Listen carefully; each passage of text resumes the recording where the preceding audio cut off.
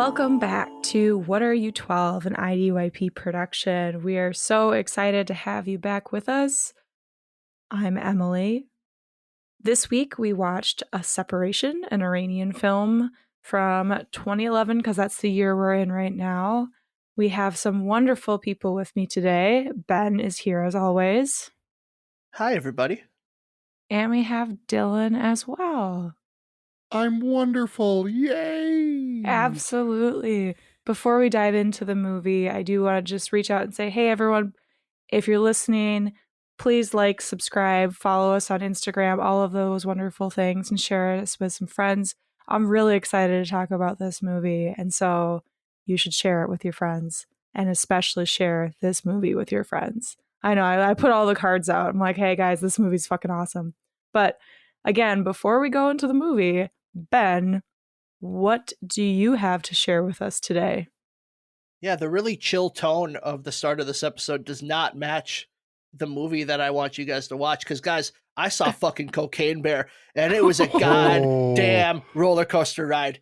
What the fuck is wrong with you? Why aren't you watching Cocaine Bear right now? Because I'm recording this podcast with you right now. It's a bear on cocaine. Did you see this in the theater, buddy?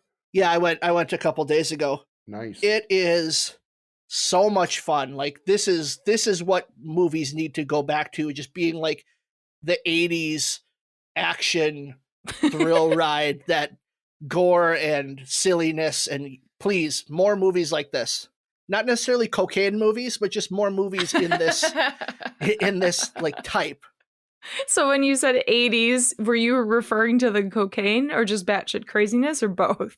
I'm referring to like the John Carpenter type movies of the 80s that they used to make, like They Live or Escape from New York. Big Trouble in Little China. Not Escape from New York. That movie sucks. But movies like that. I have not seen Cocaine Bear yet, but I will say two things that blew my mind about it. Or one big thing that blew my mind. That it's a bear on cocaine. That Elizabeth Banks directed this? Yeah. Oh, are you serious? Yeah. That's amazing. I saw like a YouTube clip of her on like Fallon or one of those, and it said directing Cocaine Bear. I was like, no. That makes me want to see it even more. I am one of those people where I believe that the backbone of the Hollywood industry are cheap horror films and cheap fun action films. Mm-hmm. You make them for next to nothing. You get a cast that you really either you care or you don't care about. You make it for $5 million. You make $50 million. Now you can make your Marvel movies and all that stuff. Hollywood has missed out on this, and I think that's what a lot of people are wanting to see again. Well, Ben, now that I'm finally done with my big event for work, yes, I do have plans to see Cocaine Bear, and I'm glad you loved it as much as you thought you were going to love it. Oh my God. So fucking. Maybe instead of watching basketball today, I'll go see if Josh wants to go see Cocaine Bear. It's on Plex. I know that, but is it worth seeing it in the theater, or does it matter? You know, I saw it in the theater. It was me and 20 women in a row behind me who were doing like it's like a we don't hang out except for like once every 3 months, and our movie we're going to go see is Cocaine Bear. So that was a little weird. Right. But they liked it too. They were giggling as much as I was. Oh, so it all sounded very the same high-pitched giggling. Well, you got to come at me like that. My voice isn't high. Great. Thanks, Ben. This week, we watched A Separation, which is currently at 99% on Rotten Tomatoes. This film won the Academy Award for Best Foreign Language Film, becoming the first Iranian film to do so. And it was also nominated for Best Original Screenplay, which was really exciting back in 2012. Why is it not exciting now? I think in 2012, it was the first like Iranian film to be nominated for Best Original Screenplay. That's what I mean. Like it was amazing. And I think later the director was also nominated again for Best Original Screenplay back in like 2016 or 2017. Nice. This movie was written and directed by Asghar Farhadi. He started his career by making short films before moving on to write plays and screenplays for the Islamic Republic of Iran Broadcasting. He's most recognized for his Iranian dramatic films. He started off with Dancing in the Dust, which was also about a separation. He also directed The Beautiful City, Fireworks Wednesday, which won the Gold Hugo at the Chicago International Film Festival, and About Ellie, which was probably his most famous film prior to a separation. It won the Silver Bear for Best Director at the Berlin International Film Festival. We're going to call out 3 of my favorite actors in this movie, partially because it was really hard to choose and I didn't want to list everyone. There are a lot of really amazing people in this movie, but I'm going to call out Layla Hatami, who is the daughter of a very influential Iranian filmmaker and actress. There are a bunch of people that helped support her, but it turns out she actually started her degree in mechanical engineering before moving to French literature and then going back to become an actress. Super Damn. Cool story. I know, right? But she made her debut in a leading role in the movie called Layla, which I think is adorable. She has starred in dozens of films and has often received many accolades and awards for her acting. She won Best Actress at the Montreal World Film Festival for her performance in The Deserted Station. And then she won Best Actress for A Separation, the Silver Bear Award in Berlin. This is the mom character, right? This is the mom character, yes. I decided to pick the mom, the dad, and the daughter. So Okay. the dad is played by Payman Mahdi, who started his film career as a writer for many Iranian screenplays.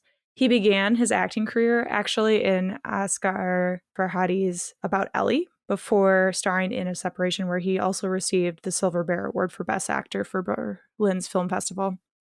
And then lastly, I wanted to call out Serena Farhadi, who's actually the director's daughter, which I didn't know until I started watching the behind the scenes. And so she started her acting career in an Iranian comedy, Tambourine, which is not one of her dad's movies, before she started acting in this movie. And she's really the inspiration for the daughter in this movie. He wrote this part with her in mind, not as being the actor for it, but just being the character. Like they would go on drives together. He'd bring her to school every day, or they would just go on drives together, and he would just learn about his daughter. And he took those elements and wrote his daughter in this movie. But then when he was auditioning, he realized that she was perfect for this role. But she ended up winning a Silver Bear Award as well for this movie. This was a first-time watch for all 3 of us. Emily, you came into it with a guess at what this plot was about. What was that synopsis like? All right. You ready for this? Oh, boy. I went a little bit literal. A separation is about a man and a woman recently divorced. Check.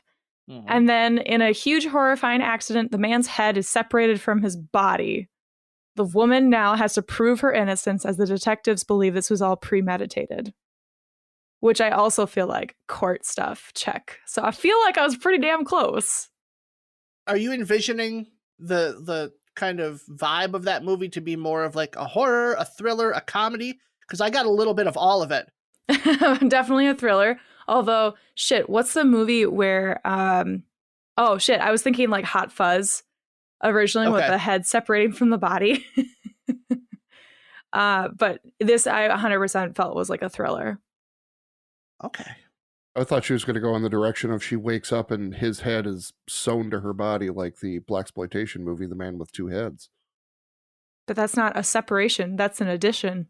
Wrong movie title. Ooh, damn. That's the sequel. Got me. That's dumb. Dylan, please tell us, what is this movie actually about? Set in contemporary Iran, A Separation is a compelling drama about the disillusion of marriage. Samin wants to leave Iran with her husband Nadir and daughter Terma. Samin sues for divorce when Nadir refuses to leave behind his Alzheimer's suffering father. Her request having failed, Samin returns to her parents' home, but Terma decides to stay with Nadir. When Nadir hires a young woman to assist with his father in his wife's absence, he hopes his life will return to a normal state. However, when he discovers that the new maid has been lying to him, he realizes that there is more on the line than just his marriage. I kind of want to start this by talking about that everyone needs to watch the behind the scenes of this movie on YouTube. It is fucking phenomenal. It's 48 minutes, but it is 100% worth it to really get the depth and knowledge about how this movie started and the politics around it and what a separation actually means. Because, yes, there's this separation of marriage, but that's not really what this movie is about. So I just wanted to throw it out there that if you have watched this movie, you need to check out the behind the scenes because there is this political divide, geographical, a religious, economic, and obviously like just relationships in general. Mm-hmm. And it goes into such an incredible depth that I'm just so excited to talk about this movie. But I do want to know, since we have never seen this movie before, all three of us, what were our first impressions just kind of going into this and as the movie played out, kind of where was your head?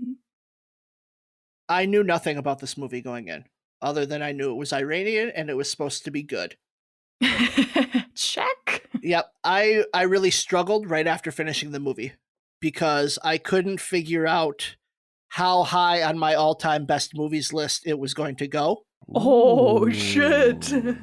Ultimately, I think it's somewhere in the top 10, maybe even pushing towards the top 5 because I fucking love this movie. I loved not knowing who was telling the truth. I loved following every like new twist and turn as the information was slowly rolled out. I loved the complex characters, particularly Nadir and Terma.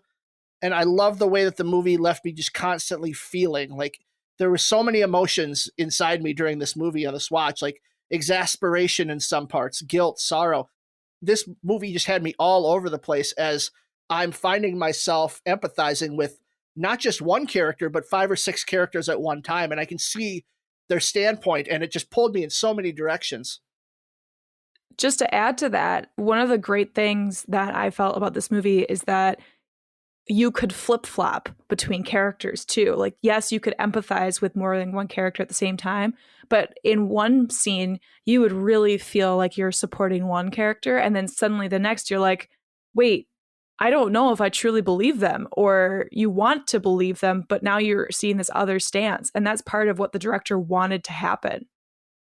Emily, I wrote down as one of my notes in an official review of the whole movie's about people making decisions and allowing the audience to decide how they feel about those decisions, take a stance on those decisions, and then get the rug pulled out from under them when new information is given. And that happened multiple times in the movie to me where I'm like, okay, I know I'm firmly on Nadir's side. And then all of a sudden something would come on and be like, what the fuck? I believed in you, man. Like it physically like hurt me to have him betray me like that. And the depth of these characters is just so incredible that it can make me feel that in a language and culture that I don't understand. I know a little bit about Iran and Iranian culture, but there was stuff that I had to be looking up throughout the movie. Like, what do they mean by this? Because I don't understand the cultural relevance of this word or this plot point. Yeah. Dylan, what are your general thoughts just the first time you saw it? My initial thoughts when I first started watching it was, okay, this is about a couple seeking a divorce. That's kind of all I really knew. And as it kept going, it just got deeper and deeper and better and better. And I really enjoyed this movie. I thought it was fantastic. My initial thought was not that it was maybe about, I know it's about a couple seeking a divorce, but when we kind of switched characters midway through from, I thought it was just going to be the wife and the husband, and the daughter, and then like that's it.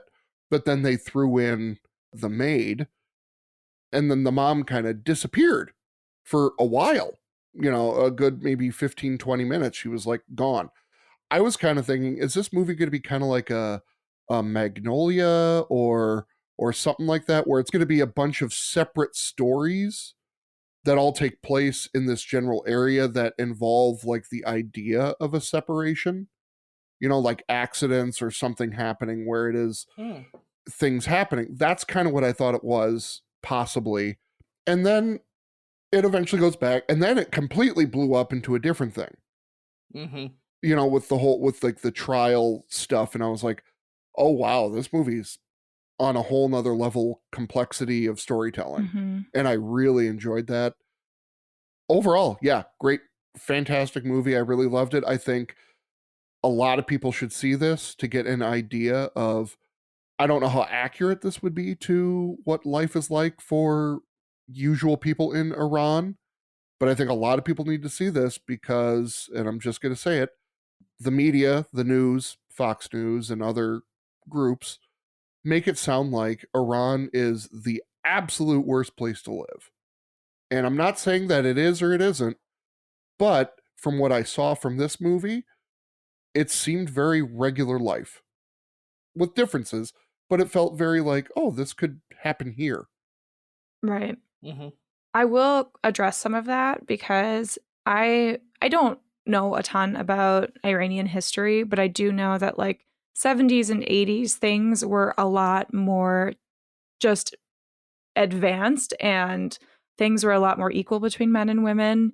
And then there was just kind of a shift, and the morality police have had a fluctuation over the last 30, 40 years where sometimes they are extremely strict and sometimes they aren't, and it's on a whim. And so when the Green Revolution, the Green Movement really pushed to, there was a rigged election essentially, and they protested, especially women protested to, like, this was early 2000s, I think, like 2004 maybe.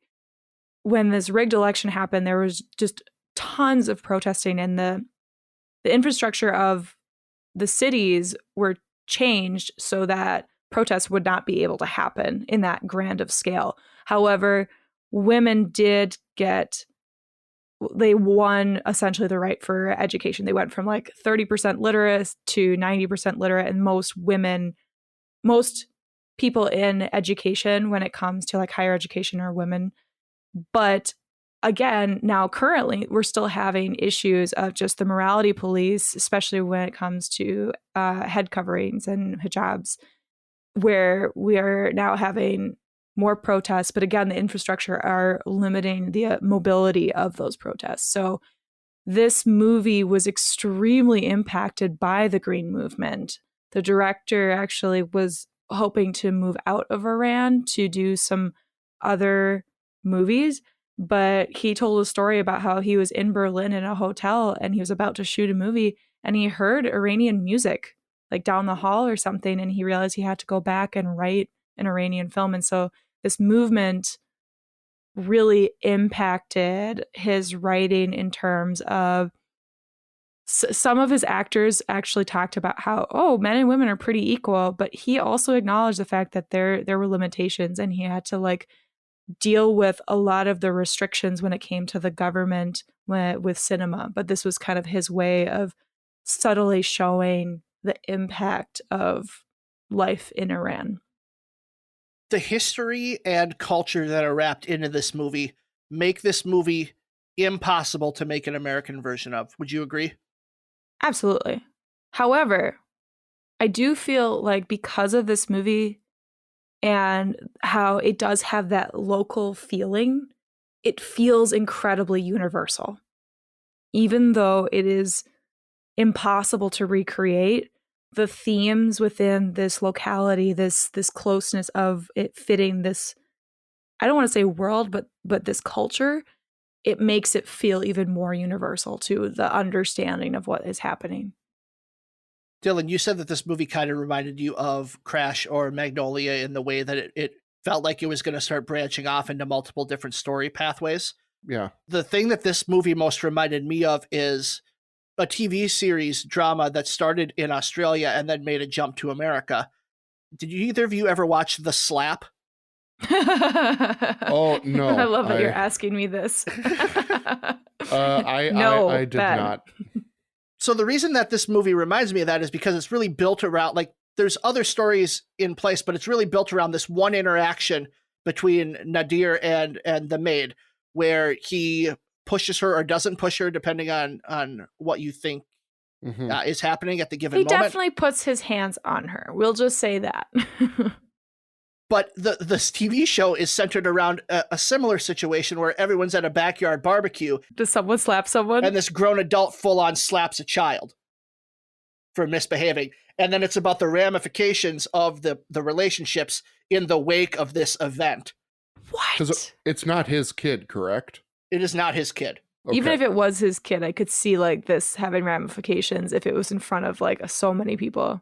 If this was Mad Men, it wouldn't have that ramification. If it was like the 60s or 70s. I just thought it'd be fun to bring up the slap because I don't think anyone has talked about it since that show came out, which was many, many years ago. Left no imprint. Jokes. Thank you. Yeah. So funny. Shut up.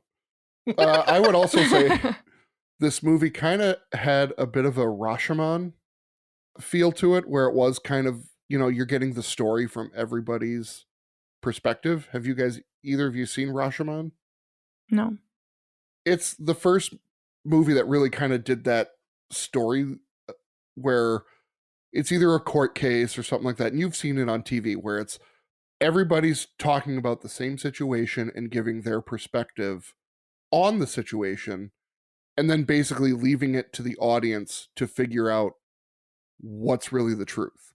And typically in that kind of a thing, it's like an amalgamation of everybody's story kind of turns into what the truth was, what really happened, but we still don't know. And then you're open for debate. It's so interesting to me that the two of you have things that it reminded you of or you expected it to go. I had never seen anything like this before. And yes, there were pieces that felt familiar, but in my viewing of it and even just after, I couldn't think of a single thing it reminded me of. It just had this familiar feel. And I think it's because throughout the movie, there's never any mutual understanding. Mm-hmm. Things always lead to violence or sarcasm or irony. And you have this everyday life situation, but especially in the divide that is happening between like ultra religious versus, not, and the socioeconomic status, where you have in the north, up kind of in the mountains, you have these suburbs that are building. This is kind of the richer neighborhood. And this woman, the maid, I think it's Razia, she has to get 20 miles from the poorest part of this city. And they describe this in behind the scenes that these are the people that were left behind. You have these other people that are in the north that are moving on with their lives. And then there's this southern group of people that are being left behind. And so it's like they never can cross. There is this perfect divide where you can't see how the two sides, and when I say two sides, there's so many sides of these two sides, they just can't cross. They can't see eye to eye ever. And again, that is everywhere when it comes to real life. And so for me, I was just like, I can't picture a movie where it's so clear and unclear at the same time. I think another reason that this movie struck me the way it did is because I have an 11-year-old daughter also. So everything that was happening to Terma, I was seeing through the lens of a father of a child who's around the same age. And I could not believe the difficult situations that they would put their daughter in to have her make like moralistic stances on what's happening. Yeah. The one that bothered me the most is the one where Nadir is sitting there telling Terma, like, if you want me to, I'll tell them I knew she was pregnant. It's like, you cannot put that choice on her. That is not fair to her at all. And it made me very protective of the daughter character in this movie to see her constantly being like, well, if you think I'm guilty, like maybe don't get in the car. Incredibly manipulative. Yes. Yeah. It's the pick a side. But then it just didn't feel like there were sides. Like, yes, there were sides, but it's so weird because this movie, it's so divided, yet crosses all the time when it comes to just like us with our understanding. Like the characters can't have that understanding, but us as the audience are having that understanding. Yeah, I think this movie kind of hits the nail on the head of the idea of gray areas. And I would say I again, not knowing anything horribly much about Iran, but it seems like with them being a very to the right religious country, they're very the laws possibly are very black and white, where it's either it's right or it's Well, wrong. And it kind of seemed like this movie, in my opinion, kind of established that idea of the gray area. That it's like, who's really the bad person here? In the end, it's kind of everybody and nobody are the bad people here. Everybody's got some negative points and some positive points. absolutely. But I think that that kind of pushes against that idea of no, it's either it's right or it's wrong. You have to pick a side. And in this, it's kind of like there's no real side to pick. Well, there is, because there's still law, and the law is very black and white, because the guy even says, like, if you knew she was pregnant, you're in trouble. Like, they were very matter of fact in those court cases of, like, if this happens, then this happens. Even with the argument about the divorce proceedings at the beginning, like, it's very black and white. Like, the grounds are not there for you to divorce, therefore we're not going to give you the divorce. So the black and white is there, but the gray is us seeing these characters trying to live within this black and white world that's been created around them. Yes, totally. Right. Yes. And also, I do want to point out that, yes, there are the laws that are black and white, but the interpretation of it, that's where it gets gray. And so, like, the fact that Samin can't divorce her husband, that is a law in Iran that, like, is very structured and rigid. However, the interpretation of things, her as a woman, she can't do much about it other than, you know, fight against it or find a way to convince her husband to release her from the marriage. But again, back to, like, the morality police and the religious context, there are so many gray areas within the black and white laws. I also wanted to throw out there that I was bothered that this was a murder case because of the idea of a miscarriage, abortion, and such. And so when the judge is saying that this 4-month-old fetus is a person, I really had a hard time with that. And so I don't know a lot about laws in other parts of the world other than what's happening currently with the overturning of Roe v. Wade and how Minnesota is really pushing to unrestrict abortion laws to support everyone in their healthcare. But it was so hard to listen to this judge, for me personally, that a 4-month-old fetus is a person and therefore it was a murder. And so that severity of it, I struggled with that. I was like, okay, I understand that he injured her and caused a miscarriage is the charge, but murder, like, I think that's why I was more on Nadir's side than Razia's side. Like, that's the only, like, way that I was able to be pushed a little bit more to one side than another. But there's kind of your clash of everything is taking this very religiously based government that is the Iranian government with their laws and rules and restrictions, and then you're pushing it in with a lot of that with the societal changes, where not everybody is necessarily diehard, Muslim. Not everybody is going to be on board with all of these very, very religiously seen strict laws. I think the fact that a 4-month-old is considered somebody that's fetus, a 4-month-old fetus is something that is considered eligible to be guilty of murder is just another example of a black and white line that has been drawn by law and society in Iran. But then we see the grayness, yes, as we try to fit in with the beliefs. I mean, thankfully, we don't live in a society that has that black and white line drawn. We do, actually. We don't. We don't, but some states now do. Yep, and I was addressing 2 people from Minnesota when I said we don't. Okay, got it. Okay. I'm just confirming that it's not the general we.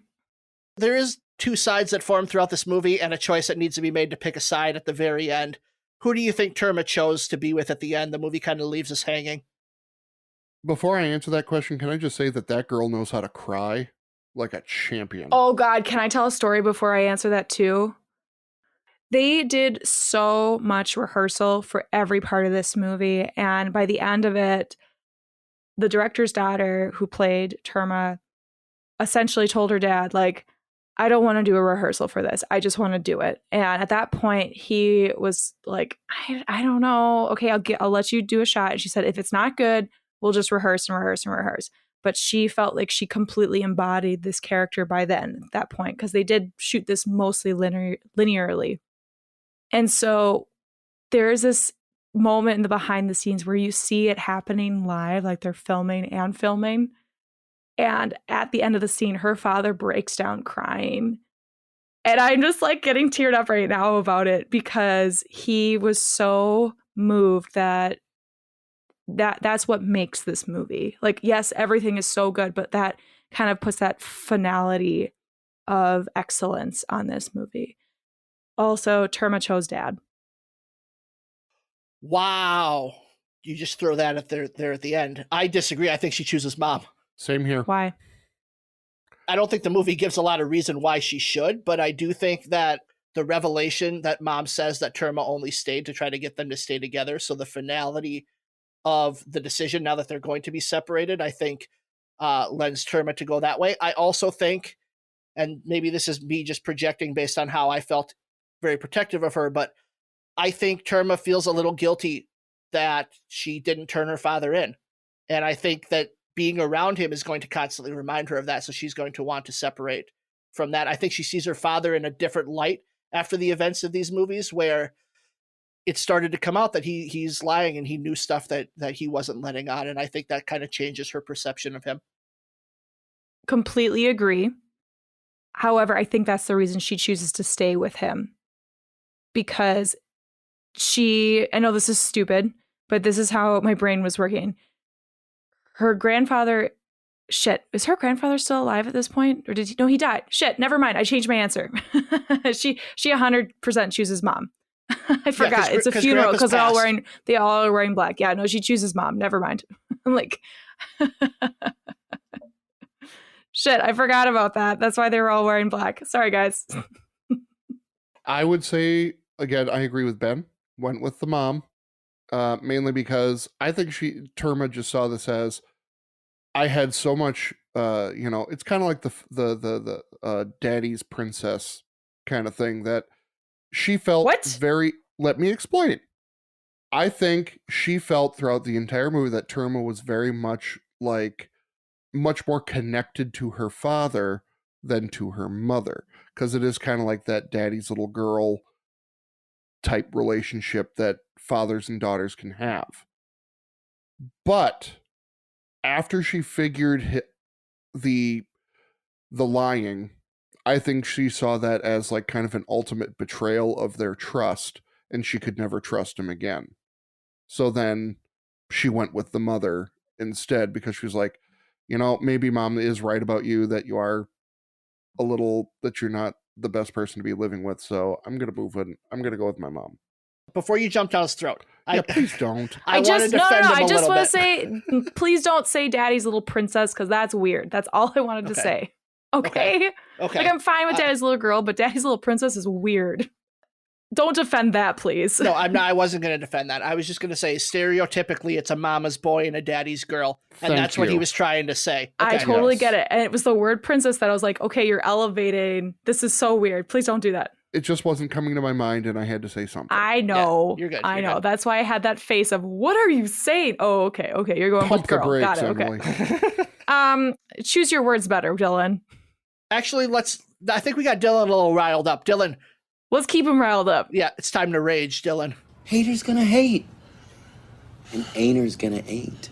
Yeah, how are you gonna find something you didn't like about this movie? Oh, I found something. And I'll tell you what it is. Subtitles, people. Hollywood cannot get subtitles right. They either go too fast so I cannot read them, and then I'm like asking people in the theater, or having to rewind the whole time because I feel I missed something in the movie. And there were a couple of times where, yes, I missed some stuff in this movie that I had to keep rewinding and rewatching. Also, watching this movie, some of the subtitles were not completely synced up with Oh, that's my the bad lines of because Pudio dialogue. sucks. Doesn't matter. I'm still going with that angle. Dylan's rage is with you then. Yeah. Well, he could have rented the movie and paid for it instead, like you. I did, and I had no issues with the subtitles at all. Okay. They were Exactly. perfectly Okay. synced. So pay money or Except they were deal yellow. with him, like, Did bother me that they were yellow and not white or black. and not white. Yeah. Okay. Now, that's another thing I would say is color grading. They cannot get the color grading right. And here is now a lot of movies, they do go with that yellow with a black outline around the letters. That I like. But to give you the best example I can think of where I hated the subtitles was the movie that won Best Picture this year, Everything, Everywhere, All at Once. There is a scene where they are rocks. We all know that scene. And there are shots where it is a blue and white backdrop with white subtitles. I could not read them. I had to, it infuriated me that I couldn't read 100% That of what they were doing. infuriates me that Dylan can't read. I'm just kidding. Oh, I can read. I can read, Emily. You don't think I can read? Come on over to my house. I'll show you a bookshelf.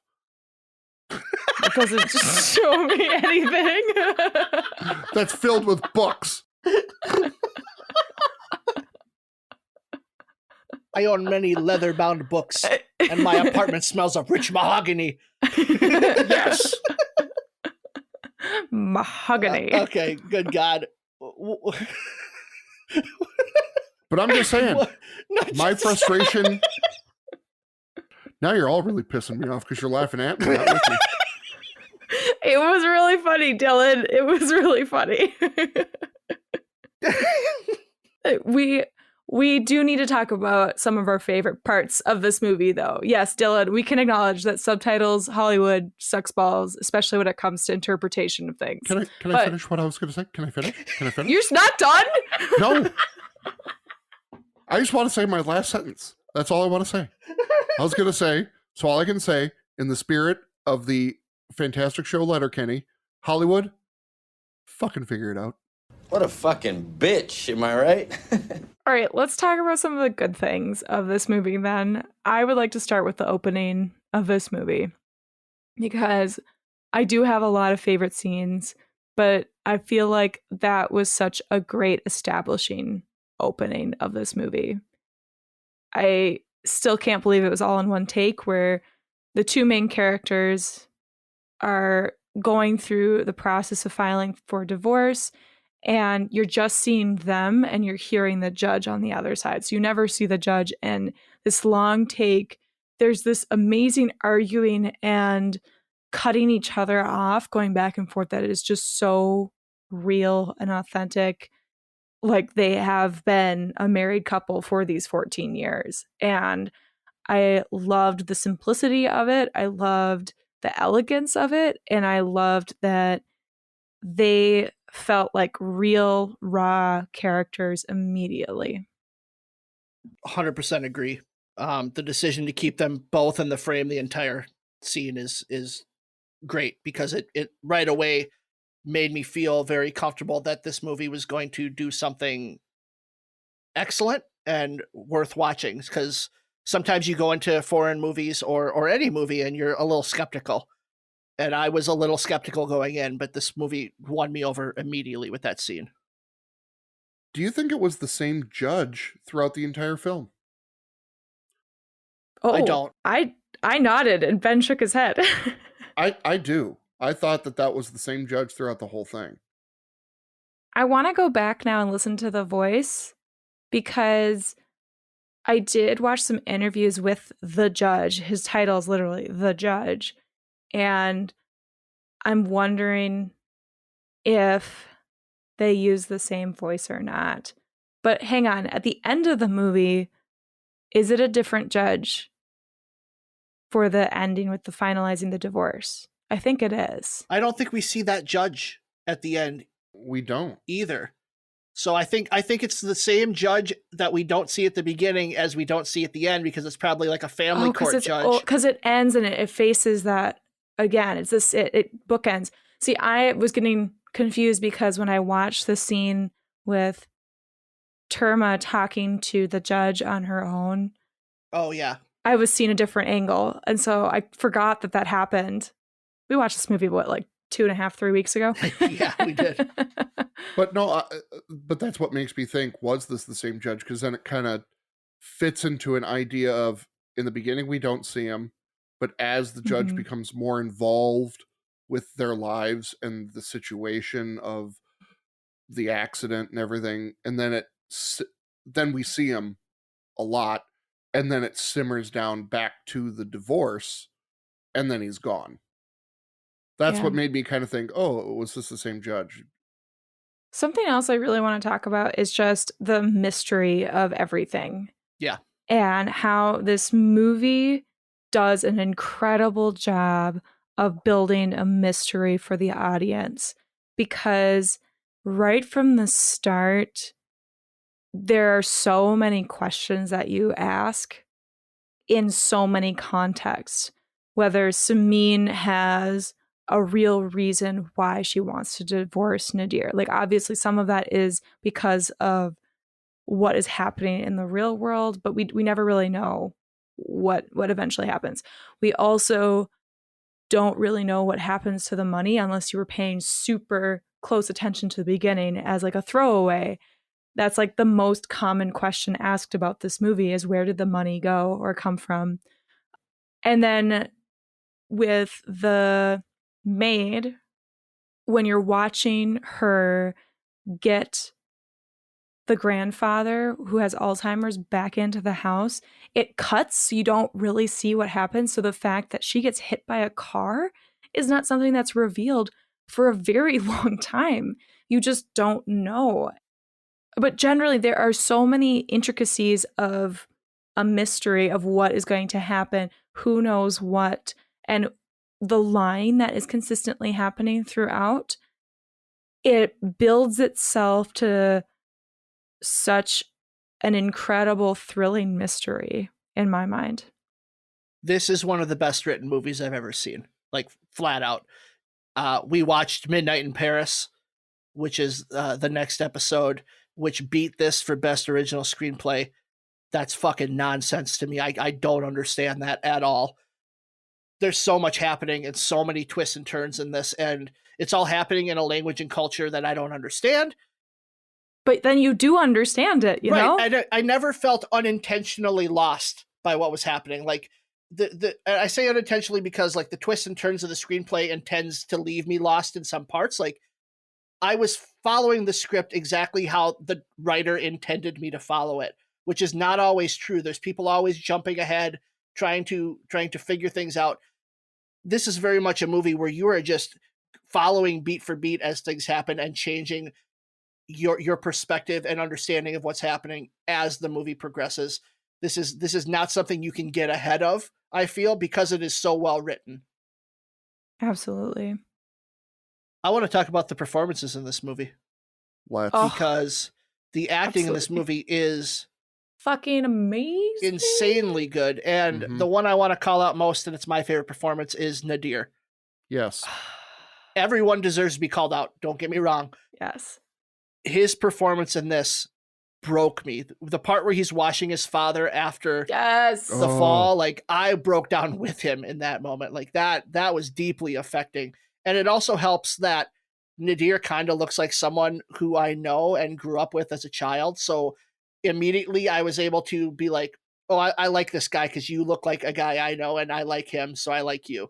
So I ended up giving Nadir more benefit of the doubt when it came to everything, where it's like, nah, she shouldn't divorce him. He's too good of a guy. So that was tough for me to grapple with my own issues too around a character who just looks like someone I know. I want to mention that entire scene and this entire movie came from a very personal moment for the director.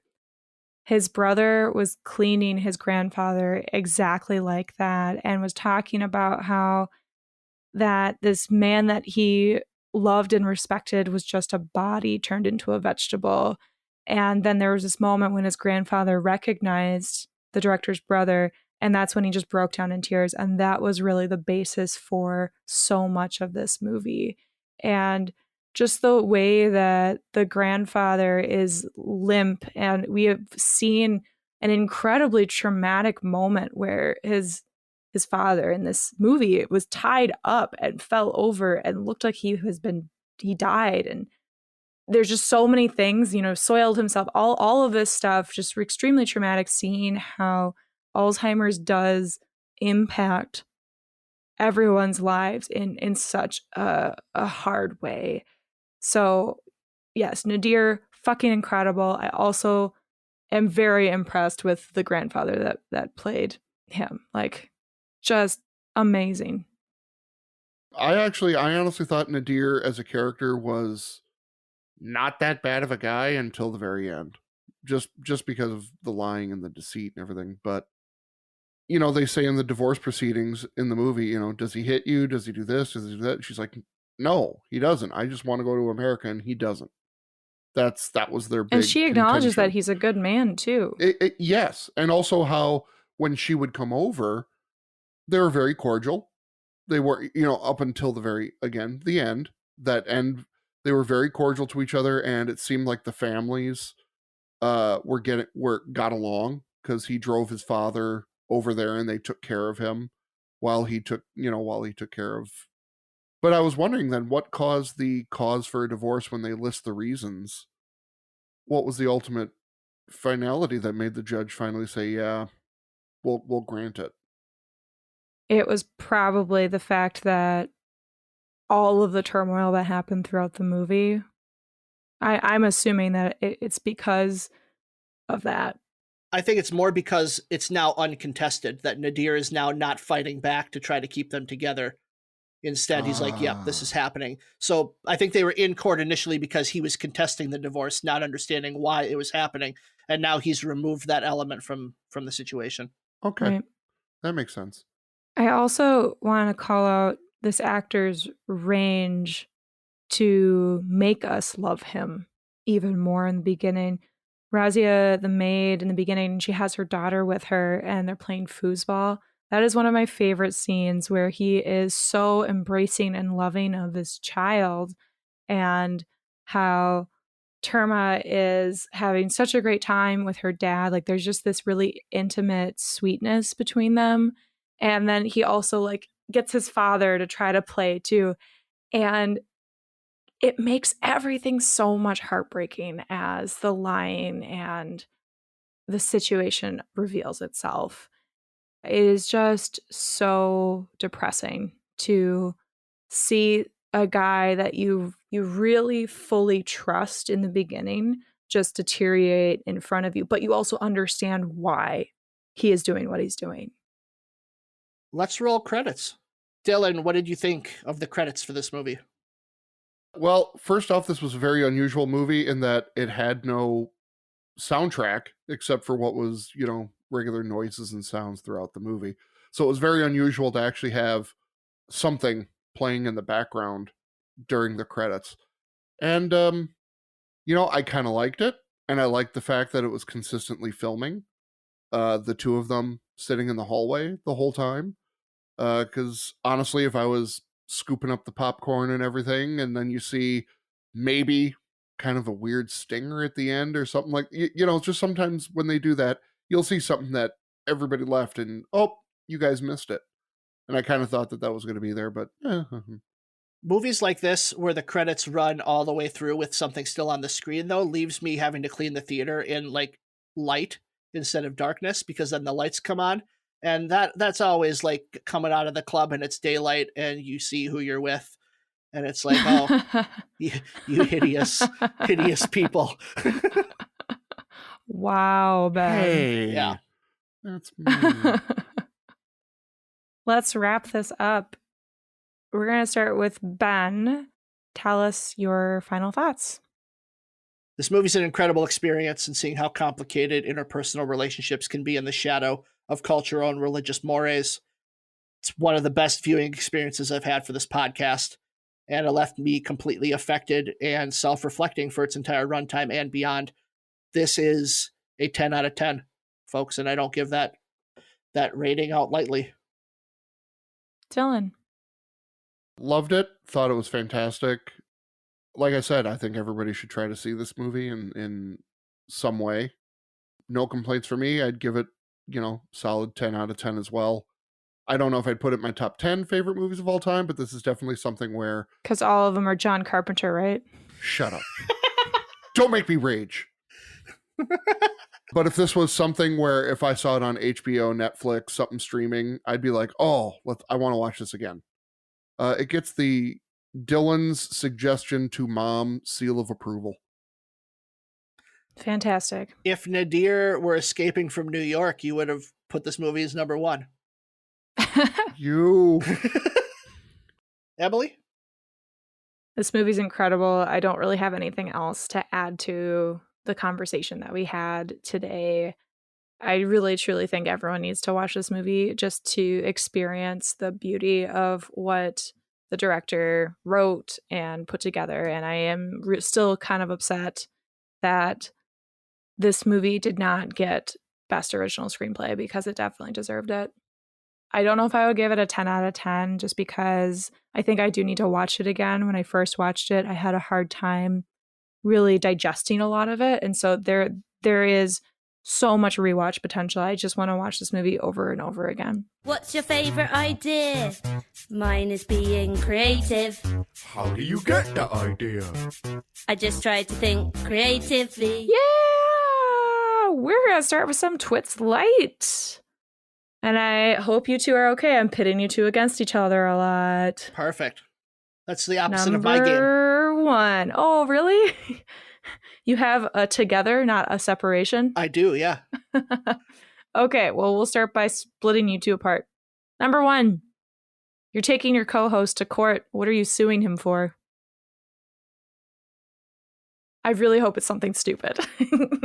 If you say Escape from New York, That's why I laughed. Because that's the answer.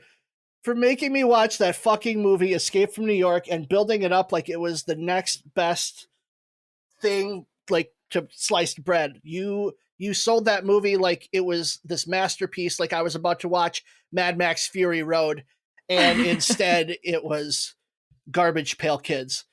It just Is that a movie? Awful experience. An awful experience. From an awful man. I'm countersuing that you compared that shit to the Garbage Pail Kids, you motherfucker. Yeah, I'm just going to countersue right back after that. I'm going to appeal That's your final answer? Yep, I'm going to appeal that court case. Take that fucker down. My lead evidence, Exhibit A, will be to watch the whole movie again. Yeah. No. All right. Well, I guess this is going to be your answer throughout this whole thing, I guess. Number 2. Damn it. Dylan and Ben, you two have been married for 14 years. Mm-hmm. Why are you getting divorced now? I really want something else, but I guess you could... No, I'm not going to lead into Escape from New York. I'll come with something else. He'll just jump right on in. He's not going to lean into it. He's going to knock it over. I really hate when I get hair in my beard. That is not my own hair. And with the amount of beard hair, I just worry that if we're rubbing mouths together, like we would if we were married, and even do now, even though we're not, I just feel like it's going to lead to like entanglement. And I hate when my beard is like in stuff. So you're just stuck to Dylan with your beard against his beard. Like Velcro. It's a Velcro situation, our beards. You know, I'm going to divorce him because I just think he's spending way too much time with Wesley and Emily and not enough time with me. And, I need love too, I need attention. You never invite me over. You don't want to come over to my house. What? Who says that? Okay, you want to come over to my house? Come on over. When was the last time you cleaned? There you go.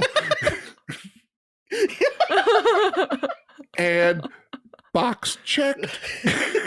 Yep. Okay, number 3, I'm glad you brought up Wesley because I want you to give me your best argument to get custody over Wesley. He's your friend. You can have him. Oh, Oh! wow. Okay. You were friends with him first. I met him through you. You can have Fuck him. that. I'm not taking care of him. You take him. Let's flip this on its end. How do we talk our way out of custody? I can't take care of him. Oh, and I can.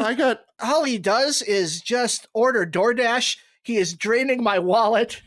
I can't afford it. I can't afford him. He needs to go. 2 kids. I got 2 kids, a wife and mortgage and all that stuff too, man. I can't afford him.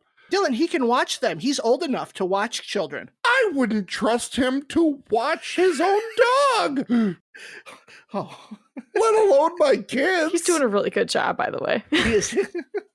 I don't know if I trust him. Oh, and you know he would leave Daniel in a field, and you know it. He'd drive him out to the middle of nowhere and just say, "I'll be right back." Look at the rabbits, Daniel. Exactly. Oh my God. Exactly. Well, as punishment for your just garbage shit show over here, I am not granting your divorce, and you both have to take care of Wesley. Fuck. All right. Well, I guess we're killing him.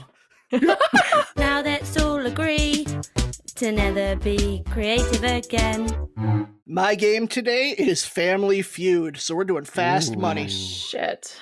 Yeah. I don't remember how this works. I'm going to give you a topic and they're all going to be movie related. So it's going to be name something that fits this criteria. And you have to try to guess the one that is at the top of that list, the most people that responded with that answer. Okay. And we are going to have Dylan go first. So Emily, remove your headphones. Okay, Dylan, we got answers on the board. Okay. I am going to give you 30 seconds. Okay. Here we go. Name a male movie star whose looks are his greatest asset. Dwayne "The Rock" Johnson. Name a Disney princess. Ariel. Name an actress who doesn't star in enough movies. Margot Robbie. Name a movie from the 2000s that made a lot of money. Avatar. How many times has the average A-lister been married? 3. Okay. Emily, come back on. Here we go. Name a male movie star whose looks are his greatest asset. In my opinion, Brad Pitt. Name a Disney princess. Snow White.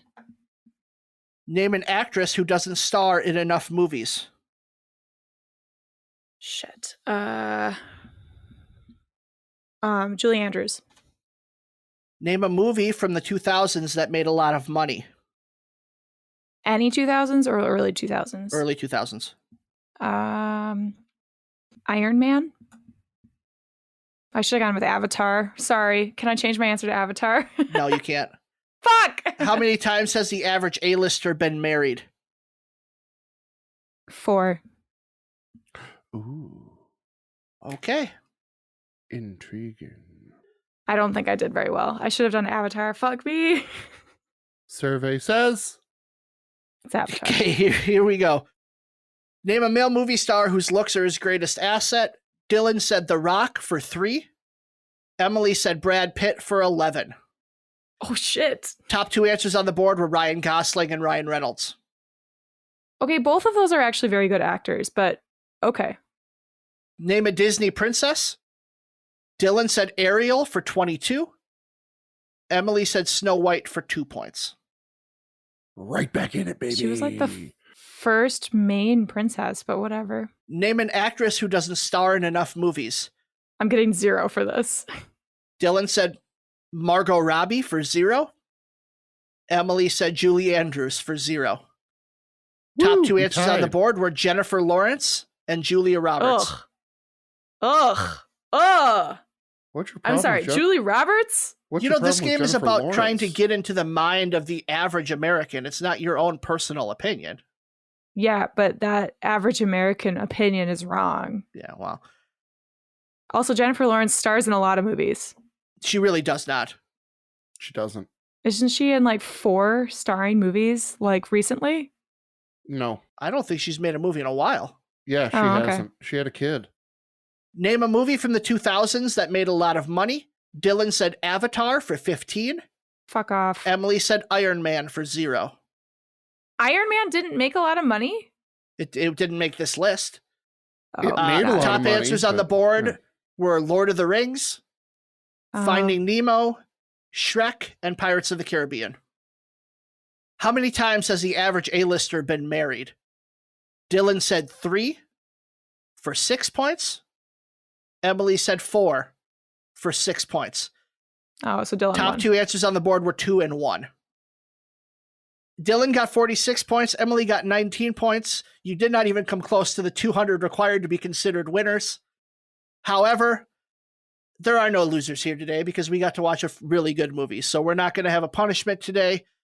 But Ben's going to have a punishment. What? It says if everyone agrees the game was shit, then the group can make Ben do the outro. Who said the game was shit? Dylan, say it. Say it. I'll agree with you. I thought it was fair, balanced, and just fine. Before we go, Dylan, your next episode is a trailer pick episode. So I'm going to have you watch 2 trailers and you need to decide which movie we're going to watch next.